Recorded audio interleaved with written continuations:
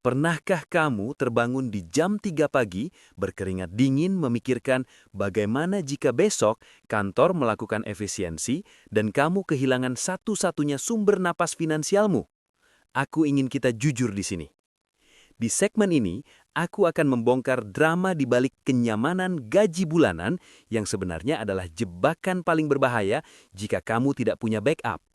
Kita akan membahas kontras antara dinding kantor yang tampak kokoh tapi rapuh dengan potensi rumahmu yang bisa menjadi profit center yang tak terlihat.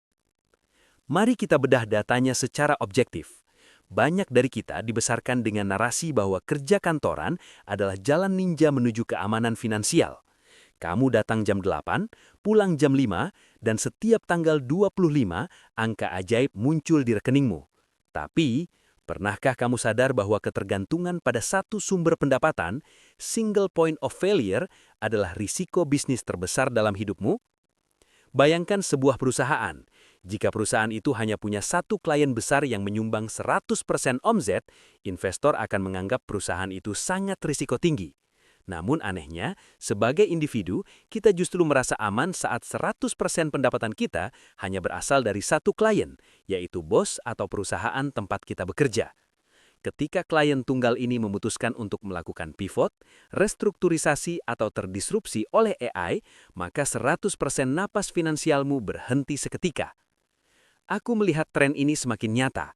Di tahun 2023 hingga masuk ke 2024, fenomena tech winter dan efisiensi massal di berbagai sektor manufaktur membuktikan bahwa loyalitas seringkali kalah oleh angka-angka di laporan laba rugi perusahaan. Dinding kantor yang terlihat megah itu sebenarnya hanyalah ekosistem yang bisa berubah dalam semalam. Inilah yang aku sebut sebagai ilusi stabilitas. Sekarang, mari kita bandingkan dengan potensi rumahmu. Selama ini mungkin kamu melihat rumah hanya sebagai cost center, tempat di mana uangmu habis untuk bayar listrik, cicilan, dan perawatan. Tapi dengan pergeseran ekonomi digital saat ini, setiap sudut rumahmu sebenarnya adalah aset produktif yang belum diaktifasi. Membangun usaha rumahan sambil tetap bekerja kantoran bukan berarti kamu tidak bersyukur. Justru ini adalah langkah paling logis untuk mitigasi risiko. Jika kantormu menyumbang 10 juta per bulan dan kamu mulai membangun usaha rumahan yang menghasilkan 2 juta atau 3 juta secara konsisten, kamu telah menurunkan profil risikomu secara drastis. Kamu tidak lagi bergantung 100% pada keputusan orang lain. Aku ingin kamu mulai mengubah mindset dari seorang consumer di rumah menjadi seorang produser dari rumah. Kenapa usaha rumahan bisa lebih stabil? Karena kamu memegang kendali penuh atas biaya operasional. Di kantor, kamu tidak bisa mengontrol biaya sewa gedung. Tapi di rumah, biaya operasionalmu mendekati nol karena kamu menggunakan infrastruktur yang sudah ada. Inilah yang secara matematis membuat usaha kecil dari rumah memiliki resilience atau daya tahan yang luar biasa terhadap guncangan ekonomi. Kita akan masuk lebih dalam ke 7 ide usaha spesifik yang bisa kamu jalankan tanpa harus mengorbankan performa kerjamu di kantor. Tapi sebelum itu, kalau kamu merasa pembahasan ini membuka perspektif baru bagimu tentang keamanan finansial, pastikan kamu klik tombol subscribe di bawah. Di channel Arah Bisnis, aku berkomitmen memberikan data dan strategi nyata agar kamu tidak terjebak dalam ilusi kenyamanan dan benar-benar mencapai kebebasan finansial yang substansial. Mari kita lanjut. Kenapa dinding rumahmu sebenarnya lebih kuat daripada dinding pencakar langit di kawasan SCBD? Jawabannya ada pada diversifikasi risiko. Mari kita bedah satu persatu usahanya. Sekarang, mari kita bicara dengan angka, bukan sekadar motivasi. Aku ingin mengajak kamu melihat data yang selama ini mungkin luput dari perhatian kita, karena kita terlalu silau dengan nama besar perusahaan tempat kita bekerja. Di dunia manajemen risiko, ada satu konsep yang sangat krusial, yaitu single point of failure. Artinya, jika ada satu titik yang rusak, maka seluruh sistem akan hancur. Jika kamu hanya mengandalkan satu sumber income dari gaji kantor, itu artinya kamu sedang menaruh seluruh hidupmu pada satu titik tersebut. Secara matematis, kamu sebenarnya hanya berjarak satu surat keputusan atau SKPHK dari kebangkrutan. Mari kita bedah simulasinya agar kamu paham mengapa aku menyebut usaha rumahan ini lebih stabil. Bayangkan, ada dua orang, si A dan si B. Si A memiliki gaji 10 juta rupiah per bulan dari satu pekerjaan di perusahaan besar. Dia terlihat mapan, cicilannya lancar, dan gaya hidupnya terjaga. Tapi, lihat si B. Dia memiliki gaji 7 juta rupiah dari kantornya, namun dia membangun usaha rumahan di waktu luangnya yang menghasilkan profit bersih 3 juta rupiah per bulan. Secara total, take home pay keduanya sama-sama 10 juta rupiah. Namun, mari kita masukkan variabel risiko. Jika terjadi resesi ekonomi dan perusahaan mereka melakukan efisiensi besar-besaran, saat si A terkena PHK, pendapatannya langsung terjun bebas ke angka 0 rupiah. Dia kehilangan 100% daya belinya dalam semalam. Rasio kegagalannya total. Saat si B terkena PHK, dia masih memiliki arus kas 3 juta rupiah dari usaha rumahannya. Secara psikologis dan finansial, si B memiliki nafas yang jauh lebih panjang. Dia masih memiliki 30% pendapatannya untuk bertahan hidup sambil mencari peluang baru atau justru memperbesar usahanya yang sudah jalan. Inilah yang aku sebut sebagai resilient multi-income streams. Keamanan finansial bukan soal seberapa besar satu angka yang kamu terima, tapi seberapa banyak kaki-kaki yang menopang angka tersebut. Lalu, kenapa harus usaha rumahan? Kenapa tidak membuat startup besar sekalian? Disinilah letak keajaiban yang aku sebut sebagai leverage digital. Di era sekarang, biaya overhead atau biaya operasional untuk memulai usaha dari rumah itu hampir mendekati 0 rupiah. Coba kamu hitung, jika kamu menyewa ruko di pinggir jalan, kamu harus membayar sewa 50 juta rupiah setahun, biaya listrik komersial dan menggaji karyawan. Profit margin kamu mungkin hanya tersisa 15 hingga 20% setelah dipotong semua biaya tetap itu. Artinya, risiko rugi kamu sangat besar. Tapi, dengan usaha rumahan berbasis digital, entah itu menjual jasa spesifik, produk edukasi atau dropship premium, kamu menggunakan listrik yang sudah kamu bayar untuk tinggal, internet yang memang sudah kamu gunakan, dan ruangan yang sudah tersedia. Kamu tidak punya biaya sewa, kamu tidak butuh front office. Dalam model bisnis seperti ini, aku sering melihat teman-teman di komunitas entrepreneur mencapai profit margin hingga 80%. Artinya, dari setiap 1 juta rupiah yang masuk, 800 ribu rupiahnya adalah keuntungan bersih yang masuk ke kantong kamu. Inilah efisiensi yang tidak mungkin didapatkan oleh perusahaan besar tempat kamu bekerja, karena mereka dibebani biaya gedung tinggi di SCBD, gaji manajerial yang bengkak, dan biaya operasional yang masif. Jadi, secara matematis, usaha rumahanmu jauh lebih lincah dan tahan banting. Kamu tidak butuh ribuan pelanggan untuk bisa bertahan. Kamu mungkin hanya butuh 10 hingga 20 klien setia untuk menyamai margin keuntungan gaji kantoranmu. Dengan membangun aset ini tanpa harus resign, kamu sebenarnya sedang membangun sekoci di tengah kapal besar yang bisa saja bocor kapan saja. Kamu tidak sedang berjudi dengan masa depanmu. Kamu justru sedang membeli asuransi untuk masa depanmu. Jika kamu merasa strategi seperti ini masuk akal dan ingin terus mendapatkan data serta panduan nyata untuk membangun aset tanpa harus mengorbankan keamanan pekerjaan saat ini, pastikan kamu sudah klik tombol subscribe di channel Arah Bisnis. Aku ingin membantu kamu mencapai financial freedom yang substansial, bukan sekedar angan-angan. Sekarang, setelah kamu paham logika di balik angkanya, mari kita bedah 7 jenis usaha rumahan yang memiliki daya tahan luar biasa ini. Kita akan mulai dari yang paling rendah risikonya. Inilah plot twist besarnya. Kamu tidak perlu mengajukan surat resign hari ini, besok, atau bahkan bulan depan untuk mulai membangun imperium bisnismu. Banyak orang gagal karena mereka terlalu emosional. Mereka benci pekerjaan kantorannya, lalu resign tanpa persiapan, dan akhirnya bisnisnya kolaps karena tekanan finansial. Kita tidak akan melakukan itu. Kita akan menggunakan pendekatan low risk, high reward yang jauh lebih kalkulatif. Langkah pertama yang harus kamu lakukan adalah melakukan audit waktu. Aku ingin kamu melihat jadwalmu antara jam 19 sampai jam 21. Ini adalah golden hours atau 2 jam paling krusial dalam hidupmu. Biasanya di jam ini, orang-orang terjebak dalam doom scrolling di media sosial atau menonton Netflix. Padahal, jika kamu mengalokasikan 120 menit ini secara konsisten selama 6 bulan, kamu sedang membangun aset yang nilainya bisa melampaui gaji tahunanmu. Aturannya sederhana, jangan sentuh uang tabungan daruratmu. Gunakan risk capital sebesar maksimal 10% dari gaji bulananmu. Kalau gajimu 10 juta, maka modal mainmu hanya 1 juta, tidak lebih. Kita akan menggunakan taktik scale as you go. Jangan pernah menambah modal 1 rupiah pun sebelum ada profit pertama yang masuk ke rekeningmu. Bisnis yang sehat adalah bisnis yang membiayai pertumbuhannya sendiri, bukan terus-menerus disuntik dana dari kantong pribadi. Mari kita bedah 7 blueprint bisnis yang stabil dan bisa kamu jalankan di jam 7 malam tadi. 1. Jasa high ticket skill, consulting, dan specialized writing. Ini bukan sekedar menjadi freelancer umum, aku bicara tentang menjadi spesialis. Misalnya, jika kamu bekerja di bidang HR, jangan hanya menawarkan jasa tulis CV. Jadilah konsultan employer branding untuk startup kecil. Kamu bisa mengenakan tarif 5 juta rupiah hingga 15 juta rupiah per proyek. Kenapa ini stabil? Karena perusahaan lebih memilih membayar konsultan lepasan yang kompeten daripada menggaji karyawan full-time.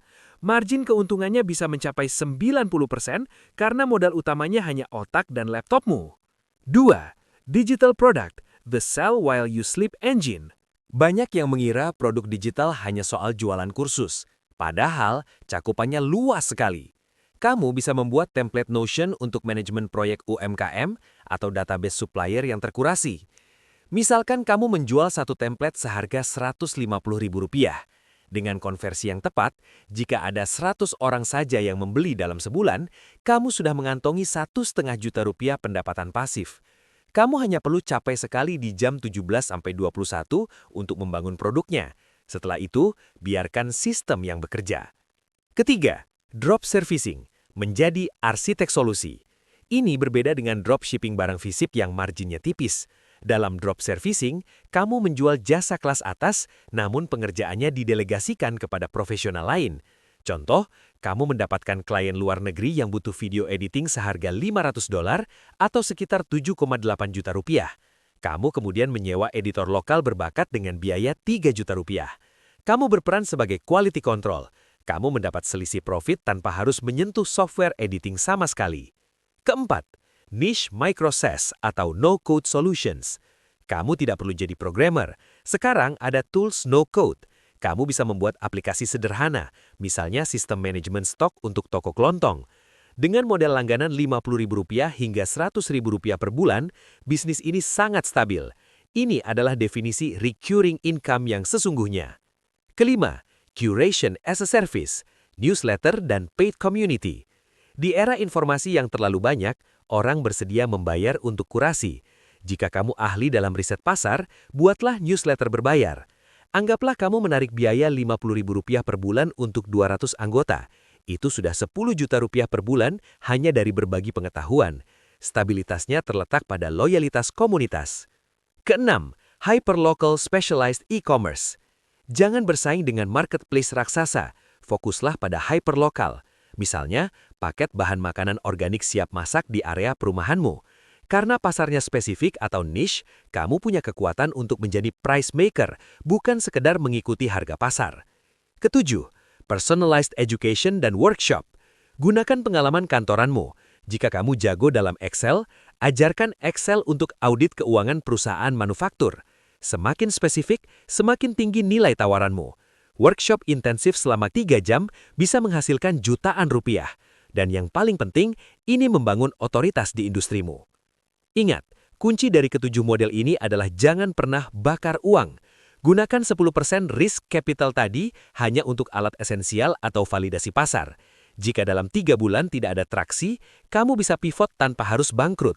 Ini adalah cara cerdas untuk membangun keamanan finansial tanpa harus mempertaruhkan stabilitas pekerjaanmu saat ini. Jika kamu merasa strategi pembangunan aset yang realistis seperti ini masuk akal dan ingin terus mendapatkan data serta panduan nyata, pastikan kamu sudah klik tombol subscribe di channel Arah Bisnis. Aku ingin membantu kamu mencapai financial freedom yang substansial, bukan sekedar angan-angan. Mari kita masuk ke simulasi yang akan mengubah cara kamu melihat pekerjaanmu selamanya. Aku ingin kamu membayangkan sebuah perjalanan selama 180 hari atau 6 bulan ke depan. Kita tidak bicara tentang keajaiban, kita bicara tentang probabilitas matematika dan konsistensi yang terukur. Bayangkan kamu mendedikasikan waktu hanya 2 jam setiap malam setelah pulang kerja. Saat orang lain mungkin menghabiskan waktu dengan scrolling media sosial tanpa tujuan. Di 2 jam ini, kamu membangun infrastruktur usahamu. Katakanlah gaji pokokmu saat ini adalah 10 juta per bulan. Target kita dalam simulasi ini bukan langsung menjadi miliarder, melainkan mencapai titik safety net 50%, yaitu penghasilan tambahan sebesar 5 juta bersih setiap bulan. Mari kita bedah fasenya secara mendalam. Bulan pertama dan kedua adalah fase inkubasi. Di sini aku asumsikan kamu sedang melakukan validasi pasar. Kamu mungkin hanya menghasilkan 500.000 sampai 1 juta. Ini adalah fase di mana mentalitasmu diuji. Banyak orang menyerah di sini karena merasa lelahnya tidak sebanding dengan uangnya. Tapi secara data, disinilah kamu sedang membangun fondasi sistem. Masuk ke bulan ketiga dan keempat, efisiensi mulai terbentuk. Kamu sudah punya pelanggan tetap atau sistem pemasaran yang mulai otomatis. Penghasilanmu merangkak ke angka 20% sampai 30% dari gaji pokok. Di titik ini, kamu mulai merasakan perubahan psikologis yang signifikan. Tagihan listrik, uang makan, atau cicilan kendaraan sudah bisa ditutup sepenuhnya oleh usaha rumahanmu. Gaji kantoranmu utuh. Lalu, sampailah kita di bulan ke-6. Dengan optimasi yang terus dilakukan, usaha rumahanmu menyentuh angka 5 juta per bulan, alias 50% dari gaji utamamu. Disinilah letak dinamika kekuasaan yang berubah total. Aku menyebutnya sebagai pergeseran dari karyawan yang bergantung menjadi profesional yang memiliki opsi. Ketika kamu memiliki backup finansial sebesar 50% dari gaji pokok, aura kamu di kantor akan berubah. Kamu tidak lagi bekerja dengan rasa ketakutan. Kamu tidak lagi merasa perlu menjilat atasan atau takut berlebihan akan gosip efisiensi perusahaan. Kenapa? Karena secara logika, jika hari ini kamu kehilangan pekerjaan, kamu tidak jatuh ke angka 0. Kamu punya jaring pengaman yang sudah terpasang kuat. Dan inilah plot twist yang ingin aku sampaikan padamu. Banyak orang menganggap bekerja kantoran adalah yang paling stabil dan usaha sendiri adalah yang paling beresiko. Namun di tengah badai ekonomi atau ketidakpastian industri seperti sekarang, kenyataannya justru terbalik. Saat badai ekonomi datang dan perusahaan mulai melakukan pemangkasan besar-besaran, orang yang hanya mengandalkan satu sumber gaji akan mengalami kepanikan total. Benteng pertahanan mereka runtuh seketika. Namun kamu justru akan merasa tenang. Rumahmu bukan lagi sekedar tempat untuk tidur, tapi telah menjelma menjadi benteng finansial yang stabil. Saat dunia di luar sana sedang kacau karena ketidakpastian kerja, usaha rumahanmu yang kamu bangun 2 jam setiap malam itu tetap berputar, memberikan arus kas yang tidak bisa dihentikan oleh kebijakan HRD manapun. Inilah yang aku maksud dengan membangun keamanan finansial yang substansial. Ini bukan tentang menjadi kaya dalam semalam, tapi tentang memastikan bahwa tidak ada satu orang pun atau satu perusahaan pun yang memegang kendali penuh atas hidupmu. Jika simulasi dan strategi realistis seperti ini adalah apa yang kamu butuhkan untuk menavigasi masa depan finansialmu, pastikan kamu sudah klik tombol subscribe di channel Arah Bisnis. Aku akan terus membagikan data dan panduan nyata agar kamu bisa membangun aset yang kokoh tanpa harus mengorbankan keamanan pekerjaanmu saat ini. Mari kita bangun kebebasan finansialmu selangkah demi selangkah. Kesimpulannya, kita harus menyadari satu realitas pahit. Keamanan finansial sejati itu tidak pernah berasal dari seberapa besar gaji yang kamu terima setiap bulan, melainkan dari seberapa tangguh sistem yang kamu bangun sendiri di luar pekerjaan utamamu. Nah, ingat ini, gaji adalah biaya bagi perusahaan, tapi sistem yang kamu bangun adalah aset bagi hidupmu. Di era ketidakpastian ekonomi seperti sekarang, mengandalkan satu sumber pendapatan adalah resiko yang terlalu besar untuk diambil. Aku ingin kamu mulai melakukan satu hal kecil namun berdampak besar malam ini juga. Lakukan audit waktu. Mari kita bicara data dan angka yang nyata. Dalam satu minggu, kita semua memiliki 168 jam. Jika kamu bekerja 40 jam dan tidur 56 jam, kamu sebenarnya masih memiliki sisa 72 jam. Jika kamu mengalokasikan hanya 10% saja dari sisa waktu itu, sekitar 1 jam setiap hari, untuk membangun salah satu dari 7 usaha rumahan yang sudah kita bahas tadi, maka dalam 1 tahun, kamu telah menginvestasikan 365 jam untuk masa depanmu sendiri. Itu setara dengan lebih dari 9 minggu kerja penuh waktu yang kamu dedikasikan khusus untuk membangun aset pribadi, bukan aset orang lain. Jangan tunggu sampai surat PHK ada di mejamu, atau sampai kondisi mendesak memaksamu untuk bergerak. Bergeraklah saat kamu masih memiliki bantalan gaji kantor sebagai modal dan keamanan mental. Ingat, tujuan kita bukan sekedar mencari uang tambahan, tapi membangun kemandirian. Jadikan rumahmu pusat profit, sebuah laboratorium tempat kamu menguji ide dan kreativitas, bukan sekedar tempat untuk beristirahat dari rasa lelah membangun mimpi orang lain. Aku sangat percaya kamu punya kapasitas untuk membangun ini semua tanpa harus mengorbankan statusmu saat ini. Kamu hanya perlu mulai menggeser loyalitasmu dari loyalitas buta pada institusi menjadi loyalitas pada masa depan finansial keluargamu. Jika strategi dan analisis mendalam seperti ini membantu kamu melihat peluang bisnis dari sudut pandang yang lebih logis dan realistis, pastikan kamu sudah klik tombol subscribe di channel Arah Bisnis. Aku akan terus menemani perjalananmu dengan data dan panduan nyata agar kamu bisa mencapai kebebasan finansial yang kokoh selangkah demi selangkah.